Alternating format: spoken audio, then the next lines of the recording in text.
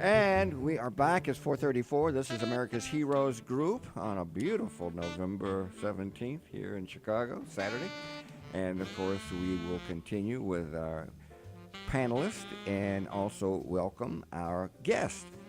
Our studio guest is mayoral candidate Bill Daley, also known as William M.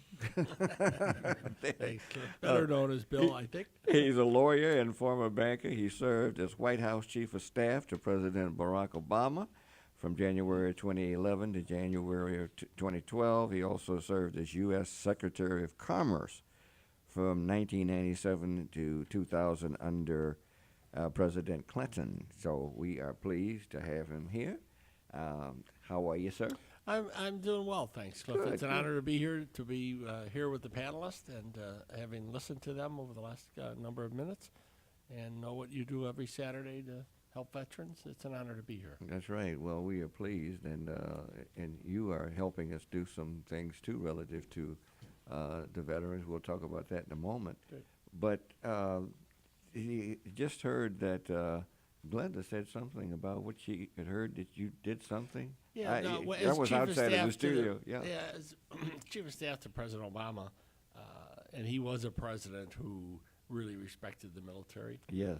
Understood, visited them out in combat areas frequently as president, as did his vice president. But he had an innate respect for the men and women of the military, what they do, and was there whenever they needed him.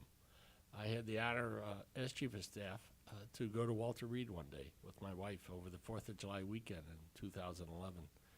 And it was probably the most moving and meaningful afternoon that I've spent in my life. The men and women, mostly men, that we met. And at the White House, you have a medal that you give out. The president has his own medal, obviously, Sure.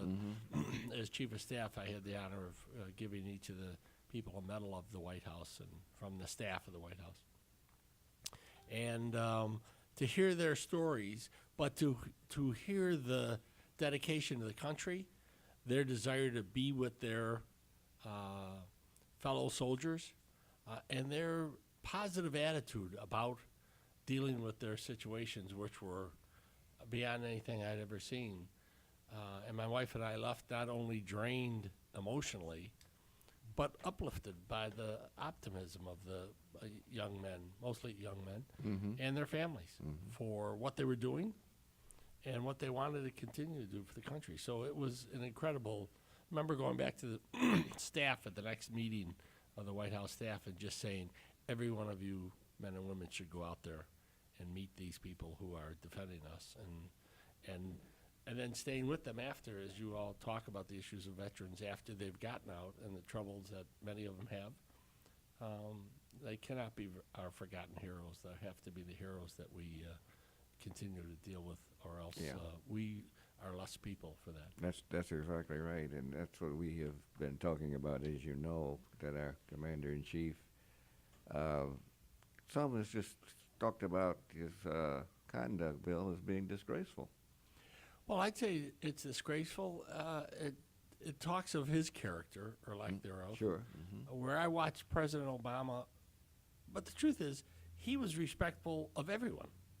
Military, of That's course, true. but he Yeah. respected Yeah. human beings. That's right, he did. And when you don't have that in your character, then the rest of it's all meaningless. So it doesn't surprise me that he would treat the military the way he has. They're props. President Obama viewed the military as a professional group of men and women who defend us, need our support, and have to be treated in a way that. And I had the honor of being part of the Osama bin Laden capture or killing. From the very first day I was there, it was an incredible experience. And then meet with all the men and women who supported that project. Only the U.S. military. There's no military on the face of the earth could have ever pulled that off. Yeah. Wow. And President Obama, intimately, we had more meetings than I kept thinking to myself, we're down in this situation too often. People are going to figure out what we're doing here. And he led those meetings. he didn't just listen to the military; he directed them. And I was a little, to be honest with you, a little kind of surprised. Now he had been president for 2 years, but his background, not never having been in the military, but the questions he asked, the directions he gave, were unbelievable. That's great. That's great.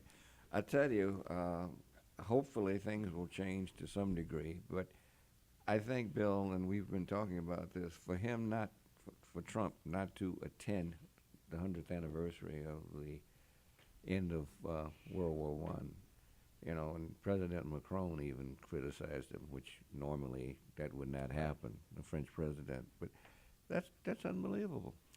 I don't know if he was afraid of getting his hair messed or something. That's what he said. I don't worry about that issue, but it's We go to the same ridiculous. barber, the three of us, Yeah. I think. Yeah. You know, That's- but Bill, you know, you talk about, I've been out to Heinz Hospital, and of course I was in Vietnam, 68, 69, you know, Doc here has been in military and combat and so forth. And, you know, when you see soldiers dying, wounded, mortally wounded, or you visit, I remember going to Heinz and I did a Christmas show there, a little entertainment show, and so many guys were just flat on their back, just quadriplegics that would never move. Some of them, I guess they stay at Walter Reed for years and years, and I know they stay at Heinz for years. And it's so sad when you see what they've sacrificed, and for him not to. I mean, it just brings tears to your eyes when you think, and I think back of Vietnam and doctor over here who's seen men die, and visiting the hospitals is such a touching, and what you must have gone through. Yeah. And how the president could be so insensitive is beyond Or comprehension. not having gone Not even- yeah. yet, 2 Yeah. years, Yeah. and not gone to Any visit the combat troops zones, in right. Afghanistan or other Yeah. places. And there's safe areas there, the Sure. relatively safe Well, areas he yeah. can go President to. Obama, It's not President like Bush he's got to all go went. and Yeah, they all go out. They do that. Let me mention Yeah. when Ernesto mentioned Christmas show. You see, he shouldn't have been there anyway. He is an actor, and I mean, Ernesto Borges was Yeah. a real actor. yeah. You know, a real We actor. did Christmas shows, and I've- I was at the Christmas show in Vietnam, at the Yeah. Bob Hope Christmas I've show. seen I your was act. there. See, that's why I can say that. I can say that. Bob didn't ask me to come up on the stage at the time. Dr. Arnold, You know, so yeah, that's he's a something combat too vet that, you know, too, and a physician. Yeah, I was in Mosul, Iraq, and had responded to a lot of combat casualties, and I still remember having responded to people and stopping the bleeding in the field. You bring them in, and I still remember one particular girl who had lost 3 of her fingers. And the first thing that popped into my mind, because you're in this situation where you're looking at what's going on with this person, and the first thing that popped into my mind is that she'll never be able to go to another dance with her fingernails, And then so, with fingernail polish. And that just flipped through my mind, and we start losing the human dimension to what's happening with these people who are actually in combat, who are being injured. And getting back to your earlier point, when you start looking at people, John McCain, I met him twice, and didn't always agree with his policies and but it was a nonpartisan issue. He was a soldier. He was actually captured and actually was held for 5.5 years in a prison camp. And to come back after being tortured multiple times, for you not to even have the dignity to recognize him for his accomplishments and what he did for this country, and then not to and then be disinvited from his funeral because that's how deep the hurt went. you remember, Doc, what Trump said? He didn't respect troops that got captured. That's right. They weren't heroes. The ones that's what he was talking about him at the And time. And obviously This is not the ones who absolutely were killed either. Horrendous. Yeah. Yeah. Yes. Right. Absolutely. Yeah. And so I think that speaks to the character, as you were saying, Mr. Daley. Sure. I'm glad you keyed in on such great points about what President Obama was doing, what you were actually involved with. I thank you for your service and Yeah, having absolutely. touched those veterans. things you did, yeah. You can't understand how deeply that goes into a veteran's family and into themselves. Listen, before we make an announcement here, I want the Rochelle Crump, who Bill, sitting next to you, and she's the president and founder of the National Women's Veterans United. Yeah, we got an opportunity to meet in the Brown Room there. Yeah. And, we just want to personally thank you for, sponsoring this event to honor women veterans.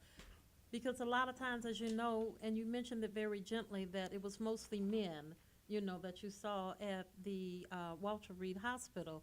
And so, all around the world, the women are that little minority of those who may have been injured, but not significant enough for people to really recognize all that they have given and those wounds that they also received.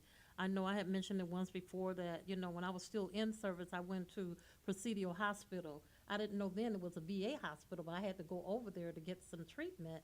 And that was my first time ever seeing men and a few women that had actually lost limbs. And, I see that, and I'm glad you got an opportunity to experience that, because people don't resonate with that until they see it for themselves. It's just like those who have been killed in war. They don't resonate with that until they see pictures of those young people and how old they were and where they served, and that they made that ultimate sacrifice for our country. So women have invisible and silent wounds, and we say that because you don't see them all the time. And that's one of the reasons why we formed the National Women Veterans United, is because you don't rarely see women who come out to be honored. During the Memorial Day weekend, you see some in the Memorial Day parade, but we're there only to support those families who have lost their loved ones, and a lot of times people get it mixed up with veterans, from Memorial Day to veterans. So I say that simply to say that this event is one of a kind, and we certainly want to thank you, for just recognizing that women have served too, and that we care. Saying that is very profound to you, your character, and what you've done over the years serving, in your capacity, but recognizing how important it is that men and women need that recognition. So thank you from the bottom of our hearts for actually standing up to do this for us. Well, I am honored to do it, and we're excited to look forward to the dinner on December 1st. And, the obviously the men that I saw, mostly men in the hospital, they're the first to say that they're colleagues, and they don't define that by men. Yes. Sure. Make them able to do what they've done in the military, and the women who are forgotten, you're absolutely right. So I'm looking forward to the dinner, and I hope as many people that can be there will be there. I just want to make sure everybody knows that it's Rochelle is thanking you, and we all are. But this is sponsored by Daley for Mayor. America's Heroes Group is partnering with the National Women's Veterans Group, as Rochelle was just mentioning, an all-you-can-eat buffet for silent heroes with invisible wounds to host We Care, which is a pre-holiday dinner at Pearl's Place, 3901 South Michigan Avenue. And that's Saturday, December 1st, from 5 p.m. to 8 p.m. And for military women, veterans, and their children only. And that's the RSVP required. The number is 872-731-2150. And you can go online, nwvw.org at gmail.com, and we'll be repeating that, of course. But this is a wonderful thing, Bill. We Yes, appreciate it it. is. Yeah, Yes, it is. sure. And when you look at women, you see them, but the struggle is within. So a lot of them don't look like they're battled. You understand Sure. what I'm saying? They served in the battle. They've served in those significant wars where women were lost. And so a lot of them come home, and that's why we say they're silent, because they just have to have that privacy. They have pride, but they don't need everybody to know that they're homeless. They don't need everyone to know that they're struggling, that they're down on their luck, that things are going bad for them. What they need is for people to understand and applaud them for what they did in the military. Right. This is part of peer-to-peer support. This is part of, like lifting them up and saying to them, we understand. We do understand, and we care.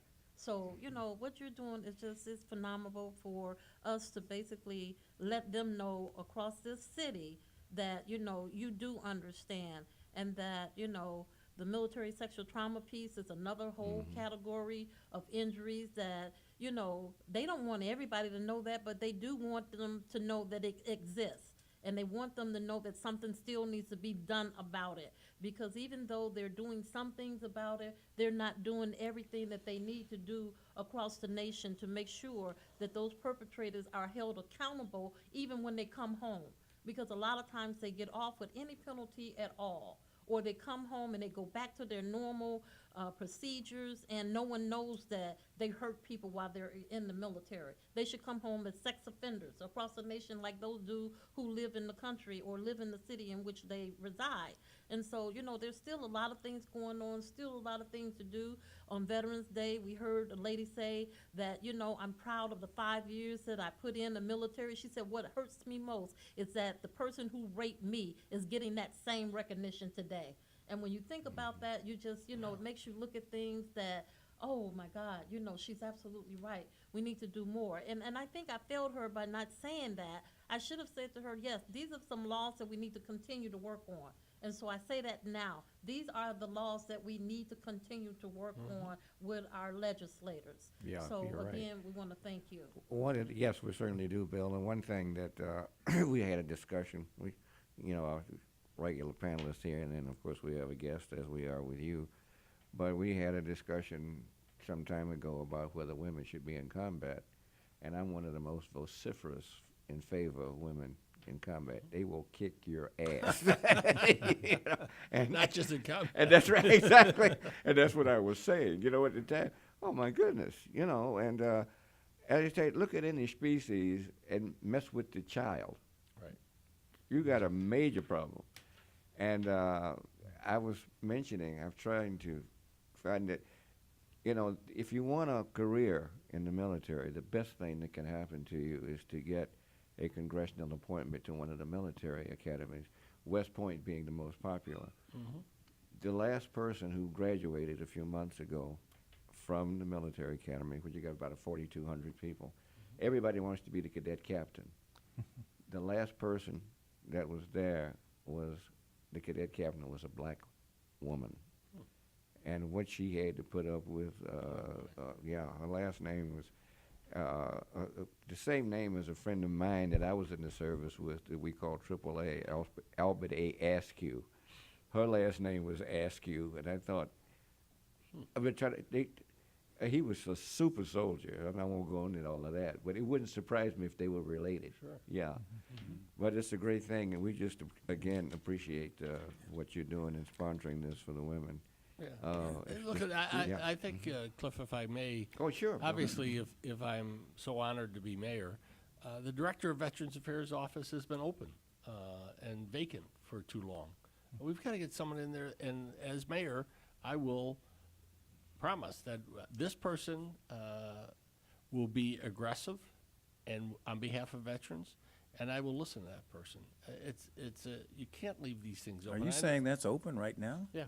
Really? Been That's open for a while. The guy was I didn't running, realize that. went to California, and no one's been appointed. And, Really? and we have an opportunity now. We have a new governor. There's always been talk of a new veterans home, and there were plans on the northwest side. The construction just stopped. I don't know why. A And new we've got to veterans finish home that. where we're not going to be killing the people who are No, there. whatever. Well, hopefully it'll be better than Was that a Quincy. state? Was that a state? State issue. The home Yeah, is a state issue. Yeah, I see. And we've got to get that done. But as mayor, that's an office to me. That's like saying you don't have a police chief. It's vital. You That's should true. have one, and Yeah. have it. Sure. You can't let something like that so important to the veterans stay open for a while. That's ridiculous. Yeah, I was unaware of that. I didn't know. I certainly didn't realize that. Yeah. What was the excuse for that? I mean, that's something. I don't Well, know. I guess it's not going to be filled now since No. But- Ron is leaving. But you know He's what? not going to. I would Or he take might exception fill it to- right before he leaves. Who knows? Yeah, it doesn't mean you have to keep the person. You're right. But, That's but true. that's 5 more months. Yeah. That's not right. Put somebody in there who's not looking as a lame duck 5 months, but somebody who's going to really try to do something for five months on behalf of veterans. If it's one day, put somebody in there to. I didn't even the realize. I job. mean, I know we have the Department of Veterans Affairs for the state, and so with City. the city we have a department also. Right. And in our He left, the director left and went off to California, and that was it. Yeah, Yeah. because I actually knew him, but he left and went to another job. I'm not sure of what the circumstances were Nor am I. why he left, but we definitely need that. Veterans still need to have jobs. They need access to health care for mental health. They need to make sure they have housing that's adequate. Yeah. And we're coming into a season where it may be just raining today, but it's going to be snowing tomorrow. Right. And for those veterans who are on the streets right now, we pass by them all the time and, try to give support to veterans where we can. But that is something that is critical because they should not have to live another day on the street. Whereas, President Trump was worried about being in the rain, these people are out in the snow Right, they're and on the ice. street every day. And with this spot, as we all know, government oftentimes is rather bureaucratic, and the squeaky wheel gets oiled. And if there is no one being that squeaky wheel, then other issues, other priorities, and that's why I think it's important to have a person in there who can really be aggressive on behalf of veterans in the mayor's office and part of the mayor's staff. And this is the first time since 1987, when it was actually created, that they've had a vacancy. It's been ongoing, with the changing of the chairs. I sat in that position before as a director. Alderman Bill Bosser, he sat in that position he as was in well. favor of that, And yeah. absolutely. And so it's never been like this before. These are changes that took place in the Commission on Human Relations because that's where the position was actually sitting. And then they did some reorganizing with the advisory councils that are actually selected and approved by the mayor's office. So, this is the first time, and it's really kind of like really sad because there's so much going on in the city of Chicago for us not to have someone there in that position. In that position, okay. And Mr. Daley, there's a lot of concern about the fact that over the last few years, there's been a lot of the mental health facilities and clinics and access to mental health wellness being shut down and also being discontinued. And we have 1,100 homeless veterans, homeless people across the veterans particularly, across the state of Illinois and Chicago.